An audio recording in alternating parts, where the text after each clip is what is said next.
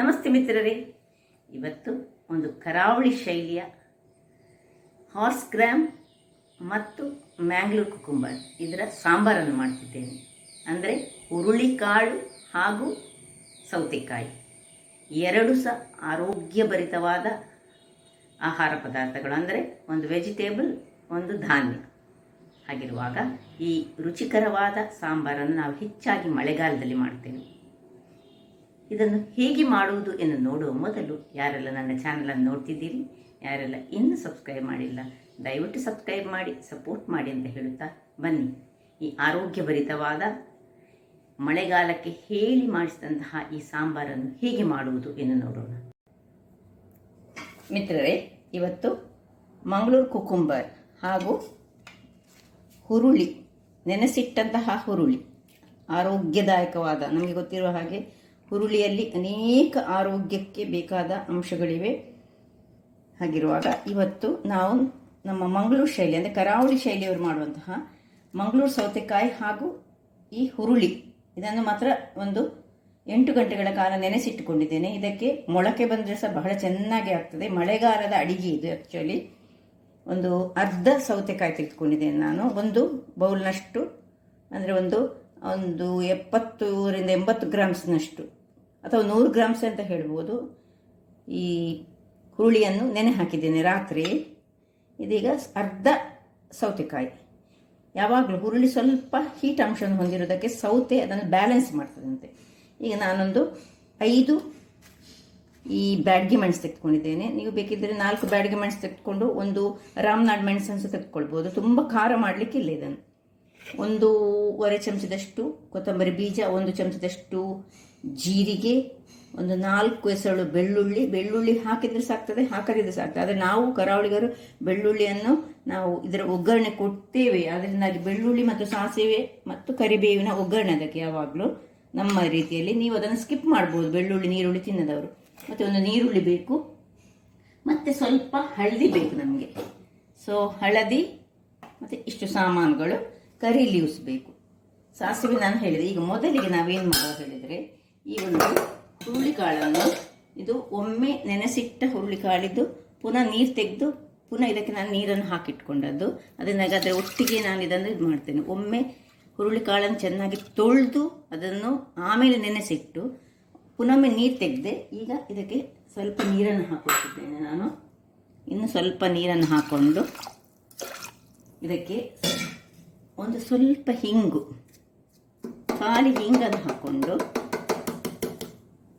ಒಂದು 2 ಎಳೆಯಷ್ಟು ಕರಿಬೇವಿನ ಸೊಪ್ಪು ಹಾಕಿ ಇದನ್ನೀಗ ನಾನು ಒಂದು 4 ವಿಷಲ್ ತೆಗಿತೇನೆ.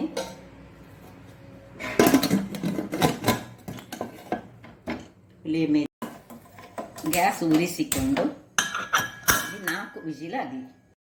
ವೀಕ್ಷಕರೇ, ಇಲ್ಲಿ ಒಂದು ಕಬ್ಬಿಣದ ಬಣಾಲನ್ನು ಇಟ್ಕೊಂಡಿದ್ದೇನೆ ನಾನು. ಅದಕ್ಕೆ ಗ್ಯಾಸನ್ನು ಉರಿಸಿಕೊಂಡು ಒಂದು ಸ್ವಲ್ಪ ಒಂದು ಅರ್ಧ ಚಮಚದಷ್ಟು ಎಣ್ಣೆಯನ್ನು ಹಾಕೊಳ್ತಿದ್ದೇನೆ. ಇನ್ನು ಮೆಣಸು ನಿಮಗೆ ನಿಮ್ಮ ಖಾರಕ್ಕೆ ತಕ್ಕಂತೆ ನಾನು 4-5 ಮೆಣಸು ಮಾತ್ರ ಹಾಕಿದ್ದೇನೆ. ಯಾಕೆಂದರೆ ಇದು ತುಂಬ ಖಾರ ಮಾಡಲಿಕ್ಕಿಲ್ಲ. ಈ ಟೈಪಿನ ಒಂದು ಇದನ್ನು ಸಣ್ಣ ಉರಿ ಇಟ್ಕೊಳ್ಳೋಣ. ಇನ್ನು ಅದು ಸ್ವಲ್ಪ ಉಬ್ಬಿ ಬರುವಾಗ ಕರಿಬೇವಿನ ಸೊಪ್ಪು ಹಾಕೊಳ್ತಿದ್ದೇನೆ. ಇನ್ನು ನೋಡಿ, 1 ಚಮಚದಷ್ಟು ಉದ್ದಿನ ಬೇಳೆ, ಆಗ ನನಗೆ ತೋರಿಸ್ಲಿಕ್ಕೆ ಮರೆತು ಹೋಯಿತು, ಉದ್ದಿನ ಬೇಳೆಯನ್ನು ಹಾಕ್ಕೊಳ್ತಿದ್ದೇನೆ. ಕರಿಬೇವಿನ ಒಟ್ಟಿಗೆ ಉದ್ದಿನ ಬೇಳೆ ಮತ್ತು ಈ ಜೀರಾ 1 ಚಮಚ, 1.5 ಚಮಚದಷ್ಟು ಕೊತ್ತಂಬರಿ ಪುಡಿ, ಇಷ್ಟನ್ನು ಹಾಕ್ಕೊಂಡು ಇದನ್ನು ಸಣ್ಣ ಉರಿಯಲ್ಲಿ, ಈ ಉದ್ದಿನ ಬೇಳೆ ಎಲ್ಲ ತುಂಬ ಕರಟಬಾರ್ದು, ಜಸ್ಟ್ ಒಂದು ಸ್ವಲ್ಪ ಫ್ರೈ ಆಗಬೇಕು. ಅದಕ್ಕೆ ಸ್ವಲ್ಪ ಎಣ್ಣೆ ಹಾಕ್ಕೊಂಡದ್ದು ಅದಕ್ಕೆ ನಾವು ಆಯ್ತು. ಈಗ ಇಷ್ಟಾಗುವಾಗ ಇದನ್ನು ಆಫ್ ಮಾಡ್ಕೊಳ್ಳೋಣ. ಕಬ್ಬಿಣದ ಬಣಾಲೆಯನ್ನು ಸ್ವಲ್ಪ ಬೇಗವೇ ಆಫ್ ಮಾಡ್ಕೊಳ್ಬೇಕು. ಯಾಕೆ ಹೇಳಿದರೆ ಅದರದ್ದು ಶಾಖ ಬಿಸಿ ತುಂಬ ಇರ್ತದೆ. ನೋಡಿ, ಮೆಣಸು ಉಬ್ಬಿ ಬಂತು. ಅದಾಗುವಾಗ ಆಫ್ ಮಾಡಿಕೊಂಡು ನಾವು ಇದನ್ನು ಈಗ ತಣ್ಣಗಾಗಲಿಕ್ಕೆ ಬಿಡೋಣ. ಇದು ಇಲ್ಲಿ ತಣ್ಣಗಾಗ್ತಿರುವಾಗ ಇಲ್ಲಿ ನಾವು ಈ ಒಂದು ಮಂಗಳೂರು ಸೌತೆಕಾಯಿಯನ್ನು ಇದರ ತುದಿಗೆ ಸಿಪ್ಪೆ ತೆಗೆದುಕೊಳ್ಳೋಣ. ನೋಡಿ, ಸಿಪ್ಪೆ ಬೇಡ ನಮಗೆ, ಅದರಿಂದಾಗಿ ಮೊದಲೆಲ್ಲ ಸಿಪ್ಪೆಯನ್ನು ನಾನು ತೆಗೆದುಕೊಳ್ತೇನೆ. ಆಮೇಲೆ ಎಷ್ಟು ದೊಡ್ಡದಾಗಿ ಹೋಳುಗಳು ಮಾಡಬೇಕಂತ ತೋರಿಸ್ಕೊಡ್ತೇನೆ. ಸುರಿಗೆ ಸಿಪ್ಪೆ ತೆಗೆದುಕೊಳ್ಳೋಣ. ಇಲ್ಲಿ 5 ವಿಸಿಲ್ ಆಯಿತು. ಈಗ ಇದನ್ನು ನಾವು ತೆಗೆದುಕೊಂಡು ಇದನ್ನು ಕೆಳಗಡೆ ಇಟ್ಕೊಳ್ಳೋಣ. ಇಲ್ಲಿ ನಾನೊಂದು ಬಾಣಲೆಯನ್ನು ಇಟ್ಕೊಳ್ತಿದ್ದೇನೆ. ಇಲ್ಲಿ ಹೋಳುಗಳು ರೆಡಿ ಉಂಟು. ಈ ಹೋಳುಗಳನ್ನು ಈ ಬಾಣಲೆಗೆ ನಾನು ಶಿಫ್ಟ್ ಮಾಡ್ಕೊಳ್ತಿದ್ದೇನೆ. ಇನ್ನು ಇದಕ್ಕೆ ಒಂದು ನೀರುಳ್ಳಿ, ಮೊದಲು ನೀರು ಹಾಕೊಳ್ಳೋಣ. ಸ್ವಲ್ಪ ನೀರನ್ನು ಹಾಕೊಳ್ಳೋಣ. ಇದು ತೊಳೆದಿಟ್ಟಂತಹ ಸೌತೆಕಾಯಿ. ಈಗ ಇದಕ್ಕೆ ಸ್ವಲ್ಪ ನಾನು ಈ ಒಂದು ಆನಿಯನನ್ನು ಇಲ್ಲಿ ಕಟ್ ಮಾಡಿಕೊಂಡು ಉದ್ದುದ್ದಕ್ಕೆ ಸೀಳಿ ಹಾಕ್ಕೊಳ್ತಿದ್ದೇನೆ. ಸೊ ಒಂದು ಇಡೀ ಆನಿಯನ್ ಹಾಕಿದರೆ ಸಹ ಒಳ್ಳೆಯದು, ಅಥವಾ ಅರ್ಧ ಇದ್ದರೆ ಅರ್ಧ ಹಾಕಿದರೆ ಸಾಕ್ತದೆ. ಹೀಗೆ ಸಹ ನಡೀತದೆ. ನಿಮಗೆ ಆನಿಯನ್ ಬೇಡದಿದ್ದರೆ ಆನಿಯನನ್ನು ಸ್ಕಿಪ್ ಸಹ ಮಾಡ್ಬೋದು. ನೋಡಿ ಹೀಗೆ ಒಂದು ಸ್ವಲ್ಪ ಕತ್ತರಿಸ್ಕೊಳ್ಳೋಣ. ನೋಡಿ ಈ ರೀತಿಯಲ್ಲಿ ಸ್ವಲ್ಪ ದೊಡ್ಡದಾಗಿ, ತುಂಬ ತೆಳು ಬೇಡ, ಕಟ್ ಮಾಡ್ಕೊಳ್ಳೋಣ. ಇದನ್ನು ಹೀಗೆ ಹಾಕ್ಕೊಳ್ತಿದ್ದೇನೆ ನಾನು. ಇನ್ನು ಸ್ವಲ್ಪ ಕರಿಬೇವಿನ ಸೊಪ್ಪನ್ನು ಹಾಕೊಳ್ಳೋಣ.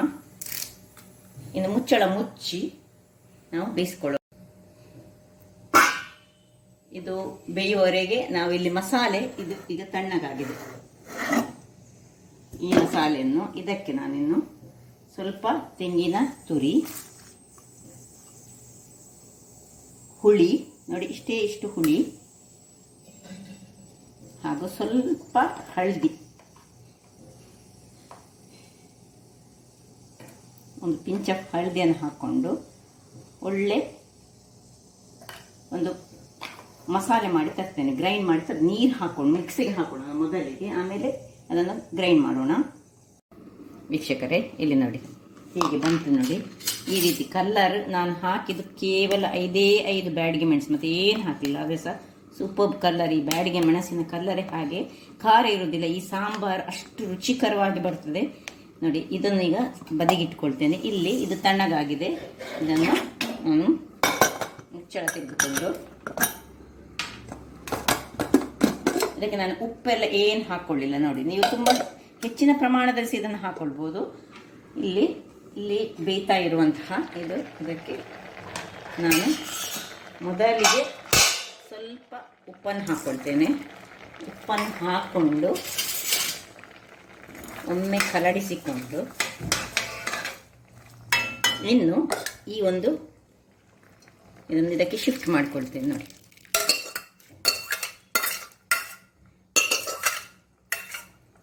ಹಾಕ್ಕೊಂಡು ಇನ್ನು ಸ್ವಲ್ಪ ಕಲಡಿಸಿಕೊಂಡು, ಉಪ್ಪು ಆಲ್ರೆಡಿ ಹಾಕ್ಕೊಂಡೆ, ಇದನ್ನು ಅದರಲ್ಲೇ ಸ್ವಲ್ಪ ಉಪ್ಪೆಲ್ಲ ಎಳೆದುಕೊಳ್ಳಿ.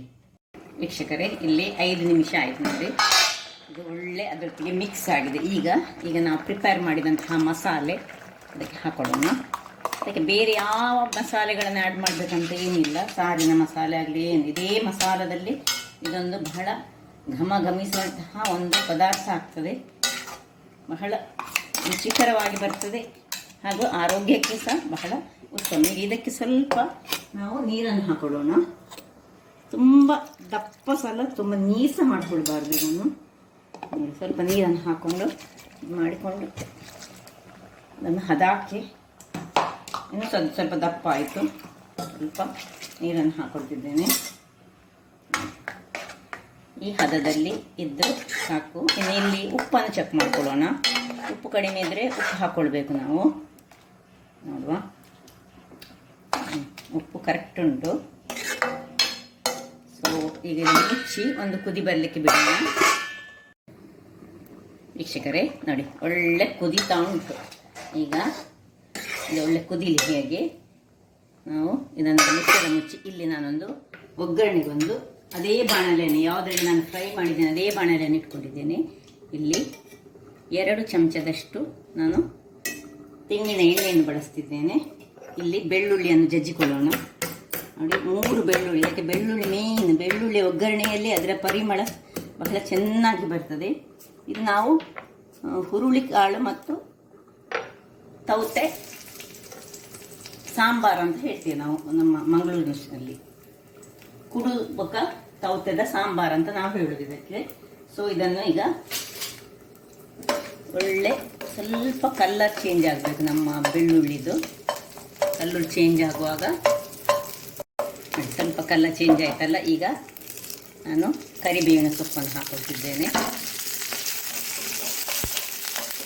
ಕರಿಬೇವಿನ ಸೊಪ್ಪು ಸ್ವಲ್ಪ ಬಾಡುವಾಗ ಒಂದು ಬ್ಯಾಡಗಿ ಮೆಣಸನ್ನು ಒಂದು 2-3 ಕಟ್ ಮಾಡ್ಕೊಂಡು ಹಾಕೊಟ್ಟಿದ್ದೇನೆ.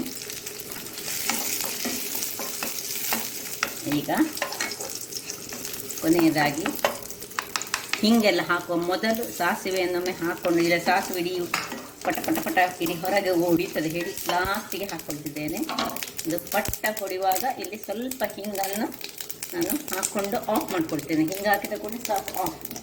ಇದನ್ನು ಇನ್ನು ಇಲ್ಲಿಗೆ ಶಿಫ್ಟ್ ಮಾಡ್ಕೊಳ್ಳೋಣ. ನೋಡಿ, ಇಲ್ಲಿಗೆ ಇದು ಕುದಿತಾ ಉಂಟು, ಹೀಗೆ ಕುದಿತಾ ಉಂಟು ನೋಡಿ.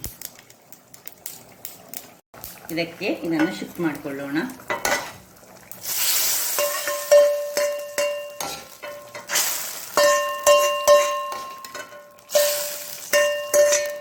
ನಾನು ಮೊನ್ನೆ ಒಂದು ವಿಡಿಯೋದಲ್ಲಿ ಹೇಳಿದ್ದೇನೆ, ಇದು ಸಪೋಸ್ ಇದನ್ನು ಚಂಡಿ ಆದರೆ ಸಹ ನಾವು ಯಾವ ರೀತಿಯಲ್ಲಿ ಇದನ್ನು ತೊಳೆದು ಕ್ಲೀನ್ ಮಾಡಿಟ್ಕೊಂಡು ಮತ್ತೆ ಉಪಯೋಗಿಸ್ಬೋದು. ಕೆಲವರಿಗೆ ಕಿಲುಬು ಬರ್ತದೆ ಅಂತ ಹೇಳ್ತಾರೆ, ಕಿಲುಬು ಬರದ ಹಾಗೆ ಹೇಗೆ ಮಾಡ್ಬೋದು ಅಂತ ನಾನು ಮೊದಲೇ ತೋರಿಸಿಕೊಟ್ಟಿದ್ದೇನೆ. ನೋಡಿ, ಆಯಿತು. ಇದನ್ನು ಆಫ್ ಮಾಡ್ಕೊಳ್ಳೋಣ. ಒಂದು 5 ನಿಮಿಷ ಹೀಗೆ ಬಿಡೋಣ. ವೀಕ್ಷಕರೇ, ಸರ್ವ್ ಮಾಡೋಣ. ನೋಡಿ ಎಷ್ಟು ಚೆನ್ನಾಗಿ ಬಂದಿದೆ. ಇದಕ್ಕೆ ನಾವು ಇದರ ಒಟ್ಟಿಗೆ ಹಲಸಿನ ಬೀಜ ಸಹ ಹಾಕಿದರೆ ಬಹಳ ಚೆನ್ನಾಗಿ ಬರ್ತದೆ. ಹಾಕ್ಕೊಳ್ಬೋದು, ಹಲಸಿನ ಬೀಜ ಇದ್ದರೆ ಹಾಕ್ಕೊಂಡ್ರೆ ಆಗ್ತದೆ. ನೋಡಿ ಹೇಗೆ ಚೆನ್ನಾಗಿ ಬಂದಿದೆ ನೋಡಿ. ಪರಿಮಳ ಅಂತೂ ಸೂಪರ್ಬ್ ಆಗಿದೆ.